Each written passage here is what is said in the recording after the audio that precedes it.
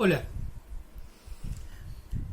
A veces se presentan situaciones conflictivas con hermanos, a veces hasta con nuestros padres o hijos, inclusive a veces con parientes, con amigos, con seres que queremos mucho o que alguna vez sentimos que queríamos, pero que ocuparon muchos años de nuestra vida y fueron partes integrales de aquello que fue nuestro existir.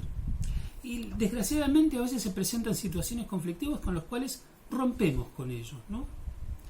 Ahora, cómo cada uno vive emocionalmente la ruptura con respecto al otro es variada.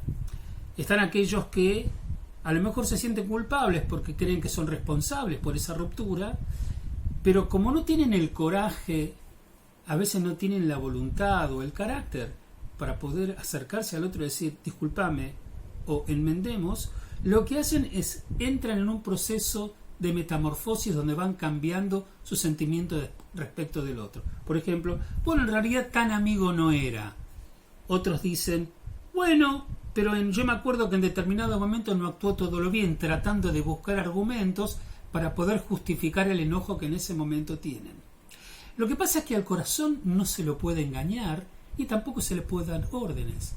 Si vos a esa persona la querés y en algún lugar dentro tuyo sentís su partida, lo vas a sentir todo el tiempo. Claro, podés engañar a los demás, e inclusive podés engañarte a vos mismo argumentando de por qué sostenés esa pelea. Lo mismo se podría decir de la otra parte, ¿no? Respecto de haber abordado una ruptura con vos. El tema es que si vos guardás en tu corazón afecto y cariño por aquel con quien rompiste y el otro lo mismo, a medida que pasa el tiempo perdés años o días o meses o el tiempo que sea, pero tiempo precioso en el que podrías compartir con él. Eventualmente, a veces no sabemos cuándo vamos a volver al vínculo o cuándo vamos a retornar. Si retornamos del todo, tal vez no lo hagamos nunca. Pero cada momento que perdemos porque no gozamos ni disfrutamos de esa relación, siempre salimos perdiendo.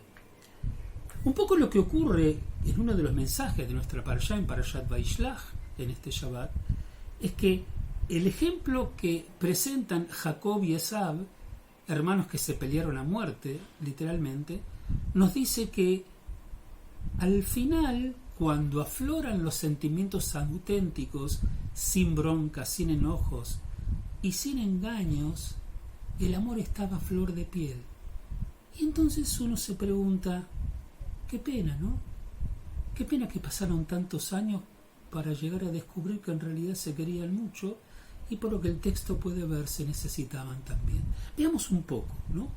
Todos recordamos la historia, que estamos ya en Perashot, que ya pasamos, en los cuales están jovencitos o hasta niños tal vez, Jacob y Esav, donde Jacob prepara su guiso de lentejas, Esav viene de estar de cacería y le dice que tiene hambre, y Jacob en vez de entregarle desinteresadamente a su hermano para que pueda alimentarse porque venía cansado, le vende el guiso de lentejas. Por otra parte, Esav dice, bueno, ¿qué me importa la primogenitura?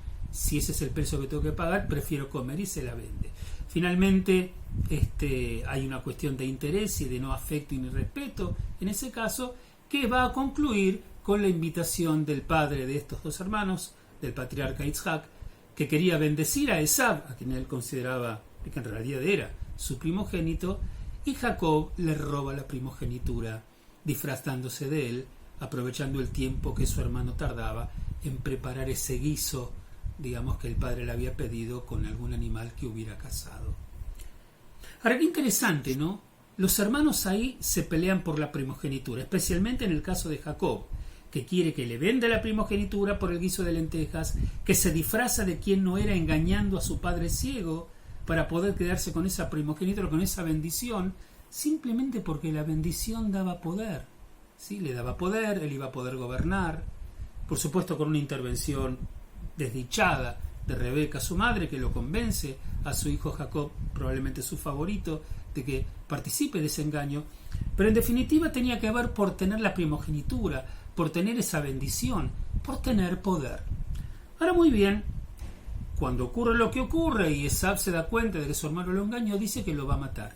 Y ahí comienza un calvario muy importante por parte de Jacob, porque Jacob, que amaba aparentemente estar en su casa, ¿no? Él estaba siempre en las tiendas, dice el texto bíblico, él abandona y se va a Labán, se va a las tierras de origen, de donde era Abraham inclusive, ¿no? A Babilonia, y va a vivir ahí, por supuesto va a conocer a quienes serán sus esposas, pero vive todo el tiempo engañado, y por lo que esta misma para allá nos muestra, todo el tiempo viviendo con temor de que el hermano cumpla con esa promesa.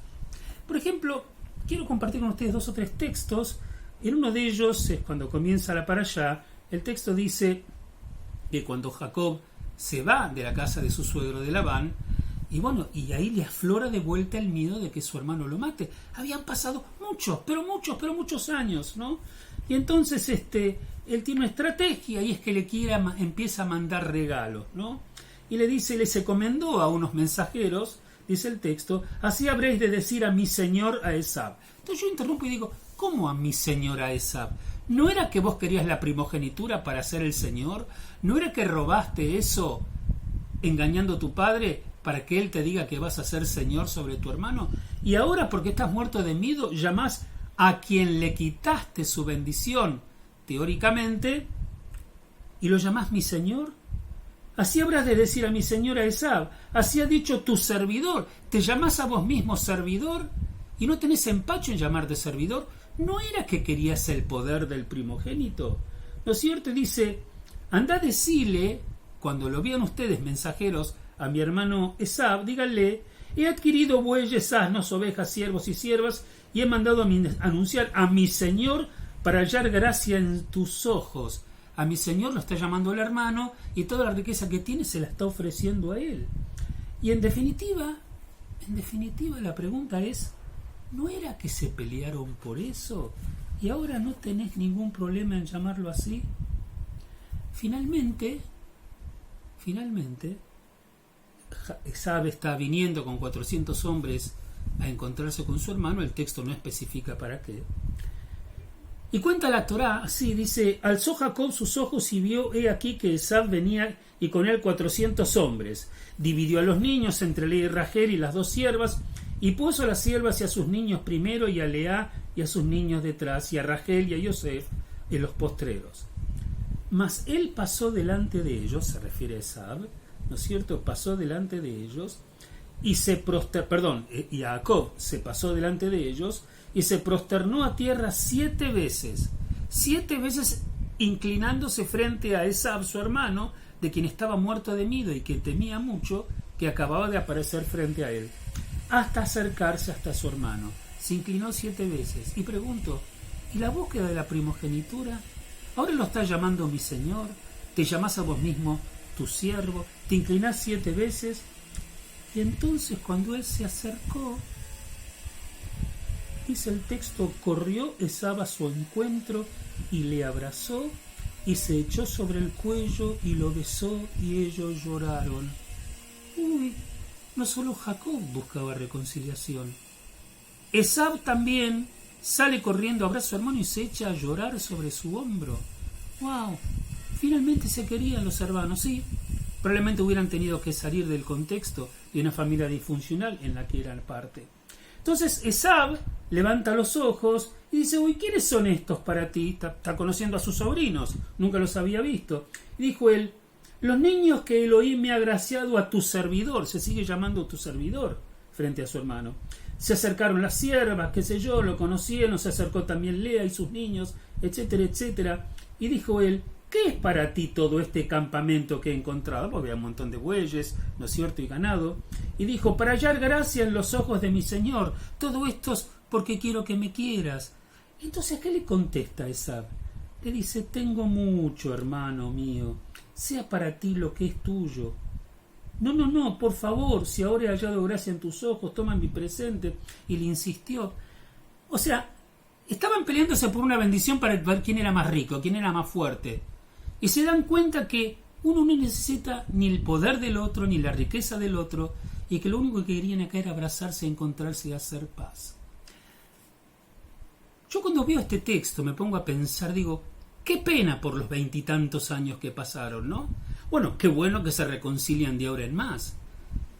Pero ¿cómo hubiera sido la vida de Jacob si no hubiera tenido que salir escapado porque tenía miedo de un hermano que lo había amenazado en ese contexto a muerte, pero que en realidad acaba de descubrir que lo amaba profundamente?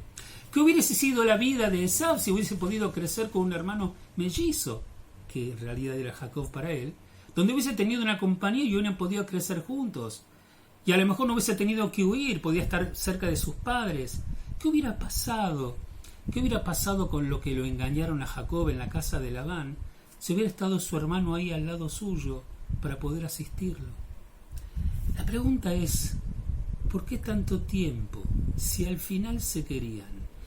Y vos que me escuchás, ¿estás seguro que con la persona que te distanciaste, a quien tenés miedo de llamar, en realidad no te va a contestar si tomás una iniciativa? Porque el tiempo pasa. Hasta la pelea que tuviste y el enojo que compartiste con él, para el dolor de los dos, el vínculo era fabuloso. Y ahora no lo tenés más. ¿Estás contento mirándote al espejo, sintiendo orgullo de que vos mantenés tus principios? ¿Y el otro? ¿Y el otro cómo lo pensará? Por eso el ejemplo de Jacob y Esau nos dice que cuando uno puede hacer shalom, cuando uno puede hacer paz, es lo mejor que puede hacer. Saben que la palabra shalom viene de la palabra shalem, íntegro, totalizador. Cuando vos querés mucho a alguien y sospechás que ese alguien te quiere a vos, que puedas totalizar y hacer la paz y la armonía, te vuelve más completo a vos. Vos te completás con los afectos de aquellos que te quieren.